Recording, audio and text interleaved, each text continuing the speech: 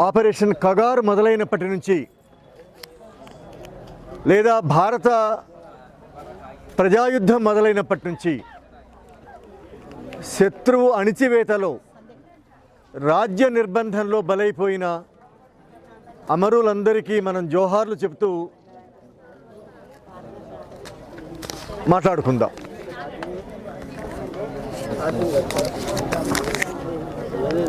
మీ అందరికీ తెలుసు,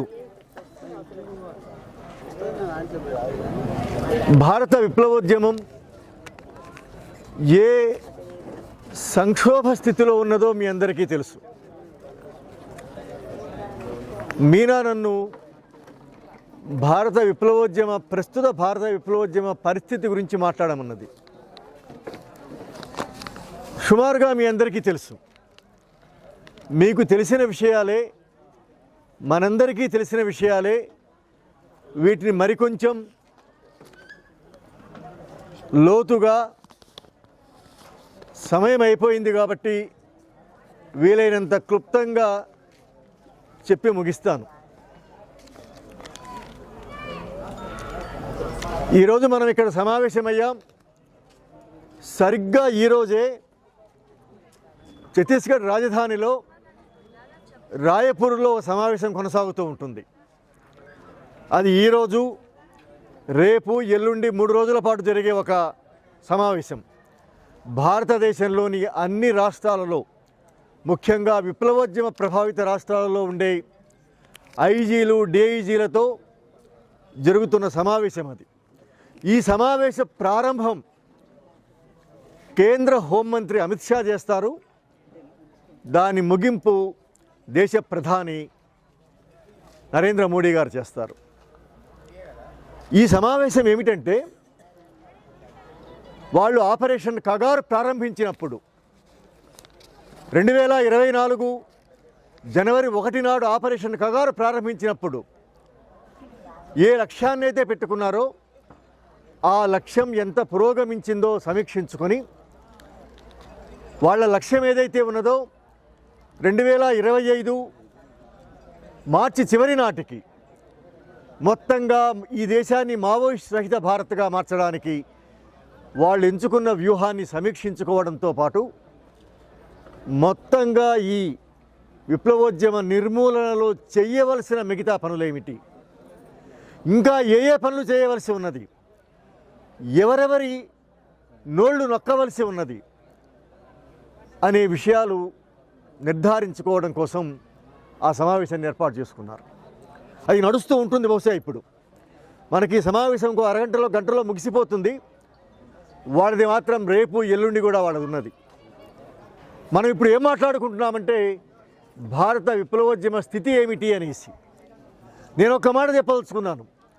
భారత విప్లవోద్యమాన్ని ఎదుర్కోవడానికి సర్వసత్తాక గణతంత్ర భారత రాజ్యం, రాజ్యాంగబద్ధంగా కొనసాగుతున్న భారత రాజ్యం, ప్రధానమంత్రి, హోంమంత్రి, దేశంలోని అత్యున్నత పోలీసు అధికారులు, సైనిక అధికారులు కూర్చొని ఈ విప్లవోద్యమాన్ని నిర్మూలించడం ఎట్లాగా అని అక్కడ దానికి సంబంధించిన విషయాలు మాట్లాడుకుంటున్నారు. ఈ నిర్మూలన కార్యక్రమం ఒక 22 నెలలుగా కొనసాగుతూ ఉన్నది. ఈ నిర్మూలన కార్యక్రమానికి కేంద్ర ప్రభుత్వమే సిద్ధమైంది. కేంద్ర ప్రభుత్వ ఆధ్వర్యంలో జరుగుతూ ఉన్నది. అంటే భారత విప్లవోద్యమం ఈరోజు భారత రాజ్యానికి ఒక ప్రత్యర్థిగా నిలబడి ఉన్నది. ఈ యుద్ధంలో ఒకవేళ మావోయిస్టులు దెబ్బతినిపోవచ్చు, విప్లవోద్యమం బలహీనపడిపోవచ్చు.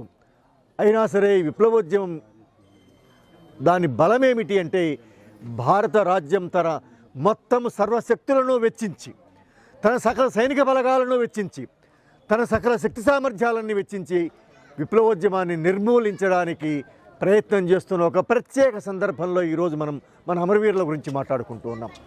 కామ్రేడ్ మధు గురించి కానీ, హిడమా గురించి కానీ, ఈ ఊరి అమరవీరుల గురించి కానీ, మొత్తంగా ఆపరేషన్ కగారు మొదలైన తర్వాత చనిపోయిన అమరవీరుల గురించి కానీ, మొత్తంగా నక్సల్బరీ ప్రారంభం నుంచి ఈ రోజు దాకా ప్రాణత్యాగాలు చేసిన వాళ్ళ గురించి కానీ మనం మాట్లాడుకుంటున్న సందర్భం ఏమిటి అంటే, ఒక పక్కన విప్లవోద్యమం, ఇంకో పక్కన భారత రాజ్యము ఎదురుబెదురుగా నిలబడి తలపడుతున్న ఒక ప్రత్యేక సన్నివేశంలో ఈరోజు మనం నిలబడి ఉన్నాం మిత్రులారా.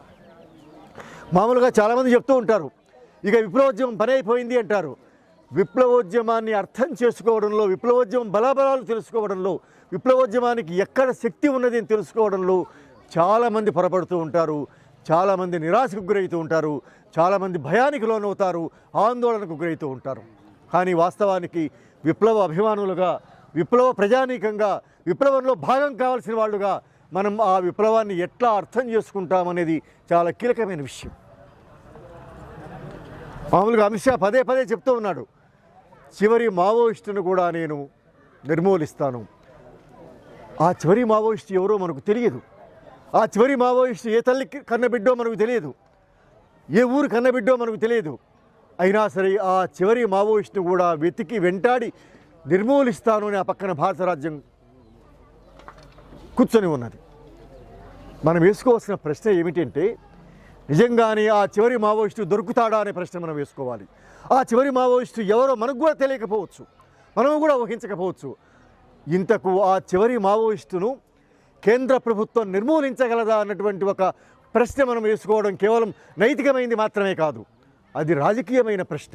ఎందుకు అది రాజకీయ ప్రశ్న అవుతుంది అంటే, ఆ చివరి మావోయిస్టు ఎవరో ఎవరికి చెప్పలేము, ఎవరూ చెప్పలేము. ఎందువల్ల చెప్పలేమంటే, భారతదేశంలో 140 కోట్ల మంది ప్రజలు ఉన్నారు. ఈ 140 కోట్ల మంది ప్రజలలో ఒక అంబానీకో, ఆదానీకో, అమిత్ షాకో, నరేంద్ర మోడీకో, అజిత్ దోవల్కో విప్లవం అక్కర్లేకపోవచ్చు. అట్లాంటి పాలక వర్గాలకు, దోపిడీ వర్గాలకు కొద్దిమందికి విప్లవం అక్కర్లేకపోవచ్చు. కానీ ఈ దేశంలోని అన్ని రకాల పీడిత ప్రజలకు, అన్ని పీడిత సమూహాలకు, కులాలకు, మతాలకు, ఆదివాసీ సమూహాలకు, ముస్లింలకు, మొత్తంగా ఈ దేశంలోని ప్రజలనబడే శక్తి ఏదైతే ఉన్నదో ఆ ప్రజలందరికీ విప్లవం అవసరం ఉన్నది. ఆ ప్రజలందరూ విప్లవకారులు కావడానికి అవసరం ఉంది. ఆ ప్రజలందరూ మావోయిస్టులు కావడానికి అవకాశం ఉన్నది. కాబట్టి ఆ చివరి మావోయిస్టు ఎవరు చెప్పలేము. చివరి మావోయిస్టును నిర్మూలించడం నిజానికి భారత రాజ్యానికి సాధ్యమవుతుందా? ఈరోజు మనం ఇక్కడ నిలబడి 100 మందిని చంపివేశారు, 100 మందిని హత్య చేశారు, జైళ్ళలో పెట్టారు. ఆపరేషన్ ఖగారు మొదలై 22 నెలల కాలం అయిపోయింది. ఈ భీకర యుద్ధంలో నిలబడి కూడా మనం, ఈ భీకర రక్తపాతం మధ్య నిలబడి కూడా మనం, ఈ హింస మధ్య నిలబడి కూడా మనం వేయవలసిన ఒక రాజకీయ ప్రశ్న ఏమిటి అంటే, చివరి మావోయిస్టును చంపడం నీకు సాధ్యమవుతుందా? ఆ చివరి మావోయిస్టు ఎవరో నీకు తెలుసా? అసలు నువ్వు కనుక్కోగలవా అనే ప్రశ్న మనం వేయవలసిన అవసరం ఉంది. ఆ చివరి మావోయిస్టును కనుక్కోవడం, చంపడం భారత రాజ్యానికి వల్ల కాదు అని మనం ఒక ప్రశ్న అని సమాధానం చెప్పడమే, వాళ్ళ ప్రశ్నకు మనం సమాధానం చెప్పడమే ఇక్కడ మనం అమరవీరులకు మనం నివాళి ప్రకటించినవుతుంది, వాళ్ళ ఆశయాన్ని మనం ప్రకటించినట్టు అవుతుంది. ఎందుకు చివరి మావోయిస్టును చంపలేరని నేను చెప్తున్నానంటే, వాళ్లకు చాలా స్పష్టంగా తెలుసు మిత్రులారా. ఏమి తెలుసు అంటే, వాళ్ళకి భారత రాజ్యానికి ఈ దేశంలో ఒకవేళ మనుషులందరినీ చంపివేయవచ్చు, అది సాధ్యమైతే కూడా కావచ్చు, చివరి మావోయిస్టును కూడా వెతకడానికి అవకాశం ఉంటుంది. కానీ మావోయిస్టు ఉద్యమం ఏ దీర్ఘకాలిక ప్రజాయుద్ధ పందానైతే కొనసాగిస్తూ ఉన్నదో ఆ దీర్ఘకాలిక ప్రజాయుద్ధ పందాను ఎదుర్కోవడం, తుడిచేయడం సాధ్యం కాదు అనే విషయం భారత ప్రభుత్వానికి తెలుసు. ఎందుకంటే ఆ దీర్ఘకాలిక ప్రజాయుద్ధం అనేది కేవలం సిద్ధాంతాల్లోంచి వచ్చింది కాదు, నలుగురు పండితులు కూర్చొని తయారు చేసింది కాదు, మేధావులు అల్లిన కల్పన కాదది.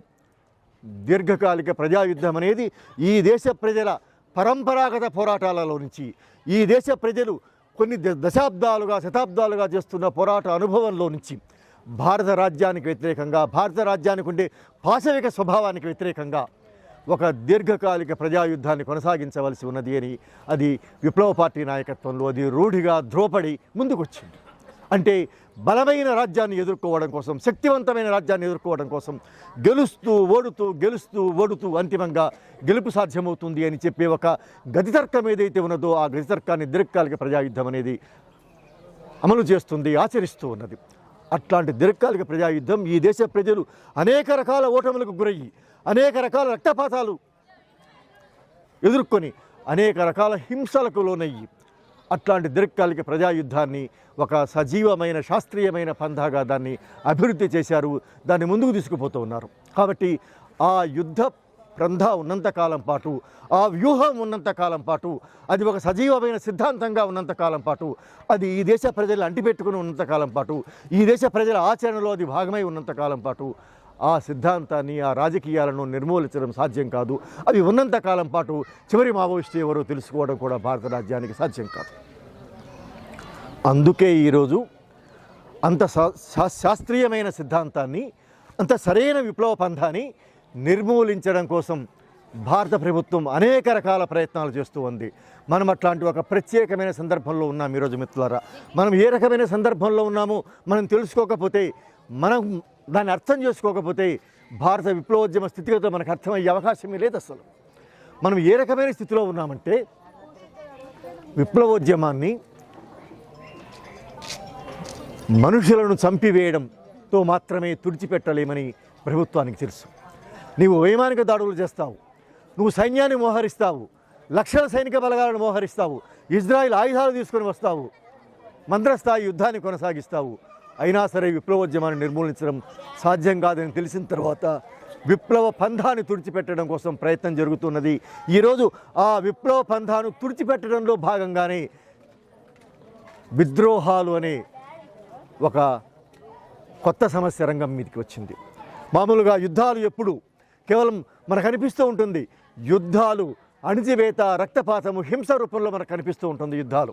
కానీ యుద్ధం ఎంత దుర్మార్గమైనది అంటే, పాశవికమైనది అంటే, అమానవీయమైనది అంటే, యుద్ధం అనేది కేవలం సైనిక రూపంలోనే కాదు, యుద్ధం అనేది విద్రోహాల రూపంలో కూడా ఉంటుంది. కాబట్టి ఈరోజు భారత విప్లవోద్యమాన్ని ఆవరించిన ఒక విద్రోహ దశ ఏదైతే ఉందో, ఈ విద్రోహ దశ ఎక్కడి నుంచో వచ్చిపడింది కాదు. ఇది మొత్తంగా చుట్టుకున్న యుద్ధం ఏదైతే ఉందో, ఈ యుద్ధంలో నుంచి విద్రోహం అనేది బయటికి వచ్చింది. యుద్ధంలో త్యాగాలు ఉంటాయి, యుద్ధంలో బలిదానాలు ఉంటాయి, అట్లాగే యుద్ధంలో విద్రోహాలు ఉంటాయి, వంచనలు ఉంటాయి, లొంగుబాట్లు ఉంటాయి.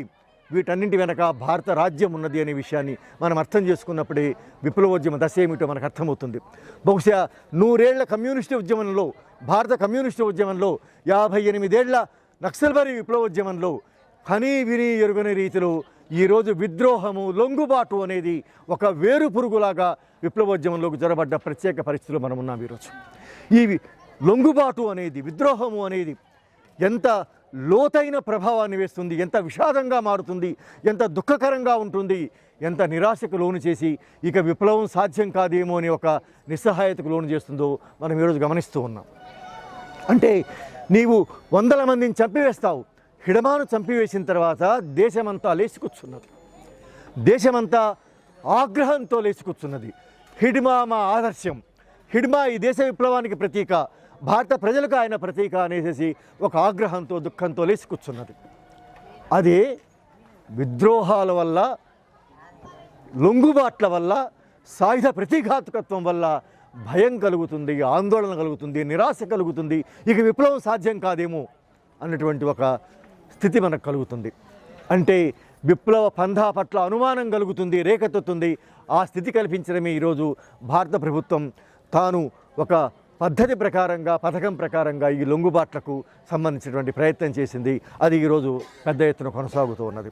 కాబట్టి ఒక పక్కన ఎన్కౌంటర్ పరంపరలు జరుగుతూ ఉన్నాయి, ఒక పక్కన మూకుమ్మడిగా మనుషుల్ని పట్టుకొని అరెస్టులు చేస్తూ ఉన్నారు, హత్యలు చేస్తూ ఉన్నారు. హత్యలు చేసి దండకారణ్యాన్ని ఖాళీ చేయిస్తున్నారు, జార్ఖండ్ను ఖాళీ చేయిస్తున్నామని చెప్తున్నారు. విప్లవోద్యమం పనికి అయిపోయింది అంటున్నారు. విప్లవోద్యమం పని అయిపోయింది, హిడమాను కూడా చంపివేశాం అని అంటూ ఉన్నారు. అట్లాగే అరెస్టులు చేస్తున్నామని చెప్తున్నారు.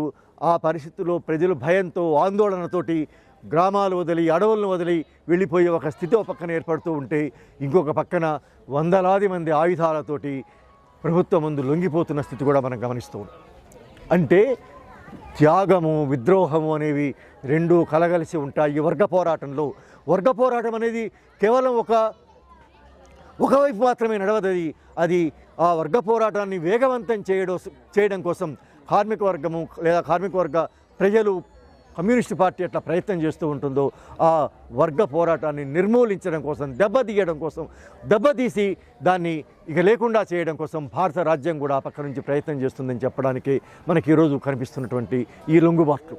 కాబట్టి ఈ లొంగుబాట్ల వ్యవహారం ఇదంతా ఏమిటంటే, ఇంతకాలం పాటు భారతదేశంలో ఇక విప్లవ పంథా కొనసాగదు, అసలు విప్లవోద్యమానికి అసలు అవకాశమే లేదు, మార్క్సిజమే సరి అయింది కాదు, అసలు మార్క్సిజాన్ని ఆచరించాల్సిన అవసరం లేదు, ఈ దేశంలో ప్రజాస్వామ్యం ఉన్నది అని చెబుతున్న ఒక ప్రత్యేక పరిస్థితి ఉన్నది. ముఖ్యంగా దీర్ఘకాలిక ప్రజాయుద్ధం అనేది ఏదైతే ఉందో అది ఎంత మాత్రము సరిపోదు, అది పనికొచ్చేది కాదు, ఒక పనికిమాలిన సిద్ధాంతమని చాలామంది బయట మేధావులు మాట్లాడుతున్నారు, చాలా రకాల రాజకీయ శక్తులు మాట్లాడుతూ ఉన్నాయి. అయినా సరే ఏమీ కాలేదు. అయినా సరే విప్లవోద్యమం పురోగమిస్తూనే వచ్చింది. అయితే ఈరోజు దాన్ని మొత్తంగా తుడిచిపెట్టేయడం కోసం ప్రభుత్వం చేస్తున్న కుట్ర ఏమిటి అంటే, ఇంతకాలం పాటు భారత ప్రజాయుద్ధం తప్పు అని చెప్పినా కూడా బయటి వాళ్ళు చెప్తే నెరవేరని పని ఏదైతే ఉందో దాన్ని లోపలి అగ్రనాయకత్వం నుంచి లోపలి నుంచే ఈ దీర్ఘకాలిక ప్రజాయుద్ధం అనేది ఇక చెల్లదు, విప్లవం ఇక చెయ్యలేము, సాయుధ పోరాటానికి అవకాశం లేదు, సాయుధ పోరాటం చేసే కాలం కాదు ఇది, ప్రపంచం చాలా మారిపోయింది అనే మాటలు లోపలి నుంచి చెప్పించడం ఈరోజు ప్రభుత్వానికి లక్ష్యం. అందులో భాగంగానే ఈరోజు చాలామంది నిజానికి బయటకు వచ్చిన వాళ్ళు చెప్తున్నారు ప్రపంచం మారిపోయింది. ఈరోజు నిజానికి ఒక పెద్ద నుడికారం ఏమిటి అంటే, తెలుగు భాషలో 2 అంశాలు ఉన్నాయి. ఒకటి, ప్రపంచం మారిపోయింది. ప్రపంచం మారిపోయిందనే పేరుతో ఏ దిక్కుమాలిన పనైనా చేయవచ్చు, ప్రపంచం మారిపోయిందనే పేరుతో ఏ అక్రమమైనా చేయవచ్చు, ఏ తప్పుడు సిద్ధాంతమైనా చెప్పవచ్చు, ఎంత ప్రభుత్వానికి రాజ్యానికి సాగపడనైనా సాగపడవచ్చు. ఎందుకంటే ప్రపంచం మారిపోయింది. ప్రపంచం మారిపోయింది కాబట్టి విప్లవానికి అవసరం లేదు. ప్రపంచమే మారిపోతే నేను ఆరంభంలో చెప్పినట్టు ఈరోజు రేపు ఎల్లుండి రాయ్పూర్లో సమావేశం పెట్టుకోవాల్సిన అగత్యం పాలక వర్గానికి ఉండేదాన్ని మనం ప్రశ్నించాల్సిన అవసరం ఉంది. ప్రపంచమే మారిపోతే 2025 మార్చి దాకా ఎందుకు ఈ హింసాకాండ కొనసాగిస్తున్నది? ప్రపంచమే మారిపోతే లక్షల సైనిక బలగాలు ఇంకా ఎందుకు దండకారణ్యంలో ఉన్నాయి? 100 క్యాంపులు ఎందుకు ఇంకా దండకారణ్యంలో ఉన్నాయి? ప్రపంచమే మారిపోతే ఎందుకు ఈ హింసాకాండ ఇంకా కొనసాగుతూ ఉన్నది? ఆలోచించండి మిత్రులారా. అంటే ద్రోహ చింతనతోటి లొంగిపోయిన వాళ్ళు, రాజ్యపు గొంతుతో మాట్లాడేవాళ్ళు ప్రపంచం మారిపోయింది కాబట్టి ఇక విప్లవం చేయని అవసరం లేదు, ప్రపంచం మారిపోయింది కాబట్టి ఆయుధాలు పట్టుకోనవసరం లేదనేసి ఆయుధాలను ప్రభుత్వం కాళ్ళ దగ్గర పెట్టి మోకరిల్లే ఒక హీన స్థితికి ఈరోజు మారిపోయారు. కాబట్టి మారిపోయింది ప్రపంచం కాదు, మారిపోయింది వీళ్ళ ఆశయాలు మారిపోయాయి, వీళ్ళ ఉద్దేశాలు మారిపోయాయి, వీళ్ళ లక్ష్యాలు మారిపోయాయి. కాబట్టి వాళ్ళు ఏమిటంటే తమ దివాళాకోరుతనానికి సమర్థనగా ప్రపంచం మారిపోయింది, సమాజం మారిపోయింది, చరిత్ర మారిపోయింది అని తప్పుడు సూత్రీకరణలు చేస్తూ ఉన్నారు. కాబట్టి ఈరోజు ఒక బలమైనటువంటి వర్గ దృక్పథంతో ఈరోజు మనం వాదన చేయవలసిన అవసరం ఉంది. ప్రపంచం ఏమీ మారిపోలేదు. ప్రపంచం అత్యంత దయనీయంగా మారింది, అత్యంత హింసాత్మకంగా మారింది. ప్రపంచమంతా ఈరోజు యుద్ధంలో కూరుకుపోతున్న పరిస్థితి మనకు కనిపిస్తుంది. ఈరోజు గాజాలో అదే మనం చూస్తాం. దండకారణ్యంలో ఏం చూస్తున్నాము, గాజాలో ఇంకా అంతకంటే ఎక్కువ మనం చూస్తున్నాం. గాజాలో యుద్ధానికి వ్యతిరేకంగా ప్రపంచ మానవాళి మొత్తము ఈరోజు శాంతిని కోరుకుంటూ ఉన్నది, ఈ హింస ఆగాలని కోరుకుంటున్నది. అయినా సరే ఆ యుద్ధం ఆగట్లేదు. అంటే అంతర్జాతీయ సామ్రాజ్యవాద శక్తులు, అంతర్జాతీయ ద్రవ్య పెట్టుబడి ఈరోజు మానవాళి రక్తమాంసాలు పీల్చి పిప్పి చేయడానికి అది ఉరుకులు తీస్తున్నది, పరుగులు పెడుతున్నది. కాబట్టి ఈ పరిస్థితిలో ప్రజాస్వామ్యం అనేది ఏమాత్రము లేని సమాజంలో, ప్రజాస్వామ్య వ్యవస్థకు, రాజ్యాంగానికి, చట్టబద్ధ పాలనకు, నాగరికతకు చోటు లేని ఈ సమాజంలో విప్లవము అవసరం ఎంత పెరుగుతున్నదో ఒకసారి మీరు అర్థం చేసుకోండి. రాజ్యము బలీయంగా మారినప్పుడు, రాజ్యం పాశవికంగా మారినప్పుడు, రాజ్యం హింసాత్మకంగా మారినప్పుడు తప్పనిసరిగా విప్లవం అవసరం మరింత పెరుగుతూ ఉంటుంది. రాజ్యము పాశవికంగా మారి ఆయుధ శక్తితోటి ప్రజలు అణిచివేస్తూ ఉన్నప్పుడు ప్రజలు సాయుధంగా ప్రతిఘటించవలసిన అవసరం పెరుగుతున్నది. చాలామంది చెప్తూ ఉంటారు ఇక సాయుధ పోరాటానికి కాలం కాదు ఇది అనేసి. నిజానికి చరిత్ర ఏం చెప్తున్నది అంటే, సమాజంలో రోజు జరుగుతున్న పరిణామాలు ఏం చెప్తున్నాయంటే, సమాజంలో జరుగుతున్నటువంటి అత్యంత అమానవీయమైన ఘటనలు ఏం చెప్తున్నాయంటే, సాయుధ పోరాటాల అవసరాన్ని, వర్గ పోరాట అవసరాన్ని, భారతదేశంలో దీర్ఘకాలిక ప్రజాయుద్ధ అవసరాన్ని మరింత నొక్కి చెబుతున్నది చరిత్ర వర్తమానం ఈరోజు. అయితే మేధావులు ఏం చేస్తున్నారంటే, ఇక సాయుధ పోరాటాలకు కాలం కాదు ఇది, విప్లవాలకు కాలం కాదని మాట్లాడుతున్న ప్రత్యేక పరిస్థితి. ఈ ప్రత్యేక సందర్భంలో విప్లవోద్యమం విద్రోహాలతో నష్టపోయి ఉండవచ్చు, విప్లవోద్యమం ఖగార్ అనే ఒక యుద్ధంలో ఈరోజు నష్టపోయి ఉండవచ్చు. ఎందువల్ల నష్టపోయిందని మనం ఒప్పుకోవాల్సిన పరిస్థితి, చెప్పవలసిన పరిస్థితి ఉందంటే, మొత్తంగానే ప్రపంచంలోనే మిత్రులారా 21వ శతాబ్దపు విప్లవోద్యమాలలో 20వ శతాబ్దంలో మనం ఒక రష్యన్ విప్లవాన్ని, చైనా విప్లవాన్ని మనం చూస్తాం. 21వ శతాబ్దంలో జరుగుతున్న అన్ని విప్లవాలలో అత్యద్భుతమైనది, అత్యున్నతమైనది, అనేక ప్రయోగాలు చేసింది, అనేక విజయాలు సాధించింది, అనేక సంక్లిష్టతల్ని ఛేదించి విప్లవానికి దారులు చూపింది భారత మావోయిస్టు ఉద్యమం. అంటే అంత శిఖరాయమానమైన విప్లవోద్యమం ఈరోజు మొత్తంగానే 21వ శతాబ్దంలో చాలా విప్లవోద్యమాలు సంక్షోభాలు ఎదుర్కొంటున్న కాలంలో, అన్ని ప్రజాస్వామిక పోరాటాలు కల్లోలాన్ని ఎదుర్కొంటున్న కాలంలో, లొంగిపోతున్న కాలంలో, సాగిలపడుతున్న కాలంలో భారత విప్లవోద్యమం నిజానికి అనేక ప్రత్యామ్నాయ ప్రయత్నాలు చేస్తున్నది.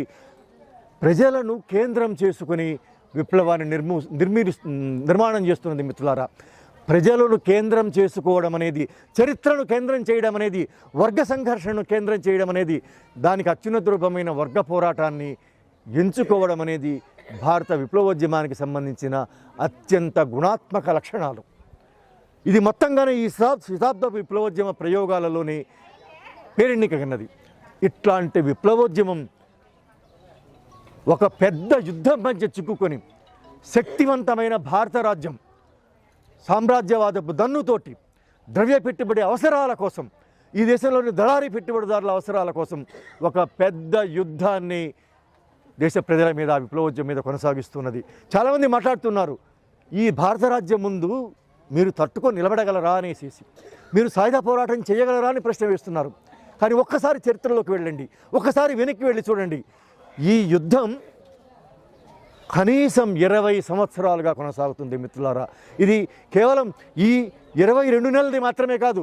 ఈ 22 నెలలు ఖగార్ యుద్ధం అనేది ఒక అంతిమ యుద్ధంగా, చివరి మావోయిస్టు కూడా నిర్మూలిస్తాము, దేశాన్ని మావోయిస్ట్ రహిత భారత్గా మారుస్తామని అన్నందువల్ల, యుద్ధం తీవ్రమైనందువల్ల ఇది మనందరికీ ఈరోజు సమాజం అంతా అప్రమత్తమైంది. కానీ వాస్తవానికి ఈ యుద్ధం ఎప్పుడు మొదలైంది అంటే 20 ఏళ్ల కింద మొదలైంది. కనీసం సలాజును కాలంలో మొదలైంది. ఆపరేషన్ గ్రీన్ హంట్ కాలంలో మొదలైంది. ఆపరేషన్ గ్రీన్ హంట్ మొదటి దశ, రెండవ దశ, మూడవ దశను అధిగమించి అది ఆపరేషన్ ప్రహార్లోకి, ఆపరేషన్ సమాధానంలోకి మారి అక్కడి నుంచి ఈరోజు ఆపరేషన్ ఖగార్లోకి వచ్చింది. ఈ మొత్తము యుద్ధమే, ఈ మొత్తము తీవ్రమైన యుద్ధం. లక్షల సైనిక బలగాలను ఎదుర్కొన్నది, వైమానిక దాడులను ఎదుర్కొన్నది. 20 ఏళ్ల కాలం పాటు విస్తరించి ఉండకపోవచ్చు. నిజానికి ఈరోజు లొంగిపోతున్న వాళ్ళు మాట్లాడుతున్నారు, ఈ 15 ఏళ్లుగా 10 ఏళ్లుగా విప్లవోద్యమం ముందుకు పోలేదు, ప్రతిష్టంభనకు గురైంది అంటున్నారు. అది ప్రతిష్టంభనకు గురైందా లేదా అనేది పక్కన పెడితే అది కూడా మాట్లాడుకోవచ్చు. కానీ 20 ఏళ్లుగా విప్లవోద్యమం తన ఉనికిని కాపాడుకుంటూ వచ్చింది. యుద్ధం మధ్యనే నేను నిలబడగలను అని రుజువు చేసుకున్నది. అట్లాగే 22 నెలల ఖగార్ ఆపరేషన్ కాలంలో కూడా కేంద్ర ప్రధాన కార్యదర్శిని కోల్పోయి కూడా, వందలాది మందిని కోల్పోయి కూడా విప్లవోద్యమం ఈరోజు నేను నిలబడి ఉంటాను అన్నటువంటి ఒక హామీని దేశానికి ఇచ్చింది. మనమందరం అంటూ ఉంటాం, మామూలుగా లొంగిపోతున్న ప్రకటనలు వస్తూ ఉంటాయి. సెప్టెంబర్ 16వ తేదీ నుంచి నిన్న మొన్నటి దాకా కూడా మేము లొంగిపోతాం అని చెప్తున్న ప్రకటనలు చూస్తూ ఉంటారు. ఆ ప్రకటనలు మీకు ఒక ఆందోళనని, భయాన్ని కలిగించి ఉంటాయి. కానీ నేనేం చెప్తున్నానంటే మిత్రులారా, లొంగిపోతామని చెప్తున్న ప్రకటనల వైపు మీరు ఆలోచిస్తారా? ఈ ప్రకటనల వైపు నుంచి మీరు విప్లవోద్యమ స్థితిగతులను అర్థం చేసుకుంటారా? లేకపోతే లక్షల సైనిక బలగాల మధ్య, దుర్మార్గమైన విద్రోహాల మధ్య, బలిదానాల మధ్య కూడా విప్లవాన్ని మేము ఆపము, వర్గ పోరాటాన్ని మేము ఆపము, దీర్ఘకాలిక ప్రజాయుద్ధానికి కట్టుబడి ఉంటాము, దీర్ఘకాలిక ప్రజాయుద్ధాన్ని మేము కొనసాగిస్తాము, ఎన్ని బలిదానాలకైనా మేము సిద్ధమే అని చెప్పే ప్రకటన వైపు నుంచి మీరు ఈ వర్తమాన సమాజాన్ని, వర్తమాన విప్లవోద్యమాన్ని గమనిస్తారా అనేది మనం తేల్చుకోవాల్సిన అవసరం ఉంది. ఎందుకంటే లొంగిపోతున్న వాళ్ళు లొంగిపోవచ్చు కాక, కానీ అసలు నాయకత్వము, అగ్రనాయకత్వము ఈ వర్గ పోరాటాన్ని మేము కొనసాగిస్తామని ప్రకటిస్తూ ఉన్నది. కాబట్టి ఆ వైపు నుంచి మీరు ఈ సమాజ పరిస్థితిని చూడాలి.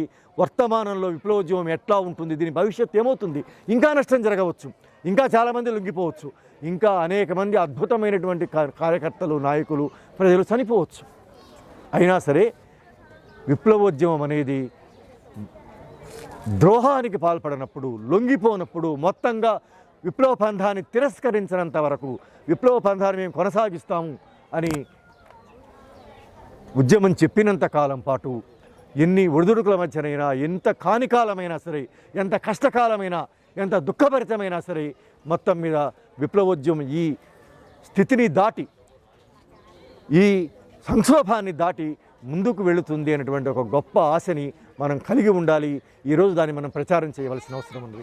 ఈరోజు మనందరం విప్లవ అభిమానులుగా మనం చెప్పవలసింది ఏమిటంటే, అమరవీరులకు నివాళి ప్రకటించడం అంటే విప్లవోద్యమాన్ని నిర్మూలిస్తామని లేదా విప్లవోద్యమంని వదిలి వెళ్ళిపోతామని చెప్తున్న వాళ్ళ వైపు నుంచి కాదు, విప్లవోద్యమాన్ని కొనసాగిస్తామని చెప్తున్న వాళ్ళ వైపు నుంచి మీరు అమరవీరులకు నివాళి చెప్పవలసిన అవసరం ఉంది. విప్లవోద్యమాన్ని అర్థం చేసుకోవడానికి అదే మనకు ఏకైకమైన గిటురాయి కావాలి.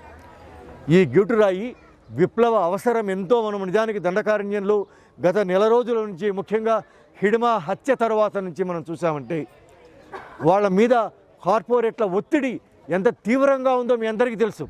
తక్షణంగా దండకారణ్యాన్ని లేకుంటే విప్లవోద్యమ ప్రాంతం నుంచి విప్లవకారుల్ని, ఆదివాసుల్ని తొలగించి ఆ ప్రాంతం మొత్తాన్ని కార్పొరేట్లకు అప్పగించాలి అని ఒక ఒత్తిడి వాళ్ళ మీద రుసున్నది.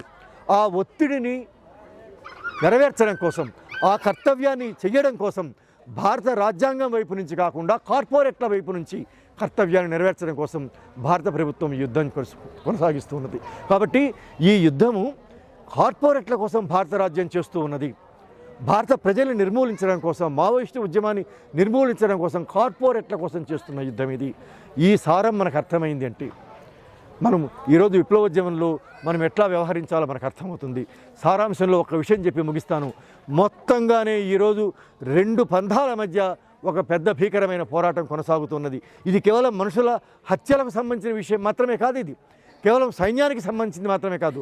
రాజకీయంగా చూసినప్పుడు రెండు పంథాల మధ్య పోరాటం ఇది. 60 ఏళ్ల కిందట నక్సల్బరీ ఏదైతే భారత పార్లమెంటరీ పంథాన్ని తిరస్కరించిందో దానికి ప్రత్యామ్నాయంగా ఒక దీర్ఘకాలిక ప్రజాయుద్ధ పంథాన్ని ముందుకు తీసుకుని వచ్చిందో, ఈరోజు ఆ రెండు పంథాలకు మధ్య ఒక భీకరమైన పోరాటం కొనసాగుతున్నది. దీర్ఘకాలిక ప్రజాయుద్ధం అనే దాన్ని నిర్మూలించి తిరిగి మళ్ళీ పార్లమెంటరీ ప్రజాస్వామ్య పంథాను ముందుకు తీసుకురావడం కోసం ప్రభుత్వం ఈ యుద్ధం చేస్తున్నది. కాబట్టి మనమందరము ఈరోజు అమరవీరులకు నివాళి ప్రకటించడం అంటే అర్థం ఏమిటంటే ఈ సంఘర్షణలో దీర్ఘకాలిక ప్రజాయుద్ధం పక్షాన, విప్లవం పక్షాన, మావోయిస్టు ఉద్యమం పక్షాన మనం దృఢంగా నిలబడి ఉంటామని ప్రకటించడమే. కేవలం ప్రకటించడంలో లాభం లేదు, ప్రకటించి దానికి ఎట్లా మనం దోహదం చేయగలం, దాన్ని ఎట్లా ముందుకు తీసుకెళ్ళగలం. చాలా సందర్భాలలో ఎట్లా ఉంటుంది అంటే మనమందరము బిగ్గరగా ఒక మాట మనం మాట్లాడటం అనేది ఒక నిశ్శబ్ద కాలంలో ఒక ప్రచండమైన శక్తినిస్తుంది. అందరూ భయపడుతూ ఉన్నప్పుడు ధైర్యంగా ఒక వాక్యం రాయడం అనేది ఒక విశ్వాసాన్ని ఇస్తుంది. కాబట్టి అట్లాంటి ఒక ప్రత్యేక పరిస్థితులు మనం ఈరోజు ఉన్నాం. అందువల్ల అమరవీరులకు నివాళి ప్రకటించడం అనే దాంట్లో ఉండే అసలైన స్ఫూర్తిని మనం అందుకొని దాన్ని ముందుకు తీసుకుపోవడానికి ఈ సందర్భంలో మనం పనిచేయవలసి ఉంటుంది. ఇట్లా పనిచేస్తేనే, ఎందువల్లనంటే చాలా రకాల విద్రోహాలు జరగవచ్చు, అనేక రకాల హత్యాకాండాలు జరగవచ్చు, కానీ దుఃఖంలో, భయములో, నిరాశలో భవిష్యత్తు గురించి ఆలోచించే వాళ్ళే విప్లవం చేయడానికి అర్హులవుతారు. కాబట్టి మనం విప్లవం చేయాలంటే మన అర్హత ఏమిటి అంటే భవిష్యత్తు గురించిన మన ప్రాపంచిక దృక్పథం, భవిష్యత్తు ఎట్లా ఉండబోతుందో, చరిత్ర ఎట్లా నిర్మాణం కాబోతుందో, చరిత్ర ఎట్లా నిర్మాణం కావడానికి అవకాశం ఉన్నదో మనం మార్క్సిస్టులుగా ఊహించడమే మనం ఈరోజు అమరవీరులకు ఇచ్చే నివాళిని చెప్తూ ముగిస్తున్నాను.